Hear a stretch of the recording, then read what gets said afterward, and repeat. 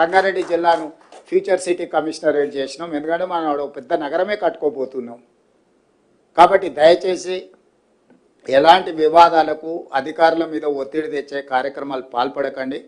రేపు పొద్దుగాల మండలాలు, రెవెన్యూ డివిజన్లు, జిల్లాలు పునర్వ్యవస్థీకరించడానికి ఒక జ్యుడిషియల్ కమిషన్ లాగా వేసి అందులో నిపుణులందరినీ పెట్టి అన్ని ప్రాంతాలు పర్యటన చేసి అందరి ప్రజల అభిప్రాయం తీసుకొని మండలాలలో 10% ± జనాభా ఒకే రకంగా ఉండేటట్టు, రెవెన్యూ డివిజన్లలో కూడా సమానమైన మండలాలు ఉండే విధంగా, జిల్లాలలో కూడా పాపులేషన్ 10% ± పెట్టుకొని ఒక ట్రాన్స్పరెంట్ గవర్నెన్స్ అందించడానికి ఒక పూర్తి స్థాయిలో కార్యాచరణ తీసుకొని దానికి సంబంధించి కూడా ఎవరికి తెలియకుండా సీక్రెట్గా మనం ఇంట్లో కూర్చొని చేసేది లేదు. పూర్తి స్థాయిలో అసెంబ్లీలో డిబేట్ చేసి అందరు సూచనలు తీసుకున్నాకనే గైడ్లైన్స్ ప్రిపేర్ చేసి అపాయింట్ చేస్తాము. ఎవరు ఎలాంటి అపోహలు కొత్త ఏదో జరిగిపోతుందని జిల్లాల పేర్లు తీస్తురని, పెడుతుందని, పెట్టమని, తీయండి అని ఇవన్నీ వదిలేయండి. రేపు బడ్జెట్ సమావేశంలో వీటన్నిటి మీద కూలంకషంగా అన్ని రాజకీయ పార్టీలు చర్చించి విధి విధానాలు ఖరారు చేసి ఏ రకమైన నిర్ణయాలు తీసుకోవాలని అప్పుడు తీసుకుంటాం. ఇప్పటికీ మీకు స్టేట్లో కట్టుకోవడానికి ఆఫీస్ స్థలం ఇస్తాం. ఇవన్నీ ఎందుకు చెప్తున్నా అంటే కొత్త జిల్లాలు వచ్చినప్పుడు ఆ జిల్లాల ప్రాతిపదికన ఏది జిల్లా హెడ్ క్వార్టర్ అవుతుందో అప్పుడు స్థలం ఇస్తాం. ఇప్పుడు స్టేట్లో మీరు ఏదైనా స్థలము మీరు ఆఫీసు కార్యాలయం కట్టుకోవడానికి ఒకవేళ వచ్చింది అంటున్నాడు అదేదో చూసి ఫస్ట్ హెడ్ క్వార్టర్స్లో కట్టుకోండి. అక్కడ కూర్చొని మీరు కూడా సచివాలయం కట్టుకోండి. ఇక్కడ నుంచి కిందికి పరిపాలన అందించండి. సచివాలయం లేకపోతే పరిపాలన చేయలేం. గతంలో సచివాలయం కూడా ఉండేది కాదు. కట్టంగానే నేను వచ్చిన అందుకే పరిపాలన జరుగుతుంది.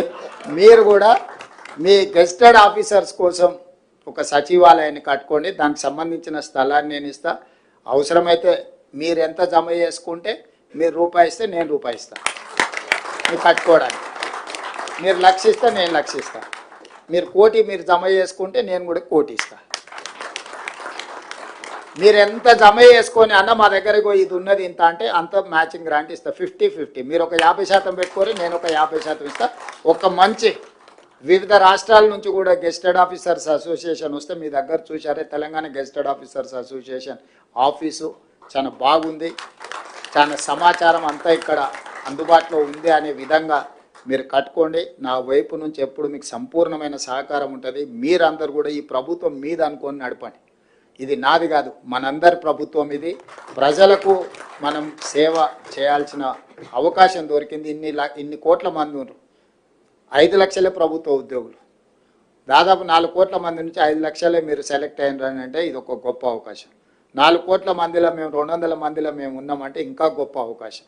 ఇది ప్రజలు ఇచ్చిన అవకాశం. మనం సద్వినియోగం చేసుకుందాం, మన సమస్యలు పరిష్కరించుకుందాం, ఒక మంచి పరిపాలనకు మనం ఆదర్శంగా నిలబడదాం. ప్రభుత్వం ఎప్పుడు మీకు సహకారాన్ని అందిస్తుంది. మీరు లేవనెత్తిన విషయాలు శ్రీనివాస్ గారు మీ అసోసియేషన్ వాళ్ళందరూ చాలా ఇచ్చిండ్రు, అన్నీ ఇక్కడ ఉన్నాయి. వీటన్నిటినీ మా చీఫ్ సెక్రటరీ గారికి ఇచ్చి ఎగ్జామిన్ చేసి మళ్ళీ ఒకసారి మీ అసోసియేషన్ చీఫ్ సెక్రటరీ గారితో మీటింగ్ ఏర్పాటు చేసి దీనికి పరిష్కారం కావాల్సిన అన్ని ఆదేశాలు కింద అధికారులకు ఇచ్చి మీ సమస్యలు పరిష్కరిస్తానని తెలియజేస్తూ మీ అందరి దగ్గర సెలవు తీసుకుంటున్నాను.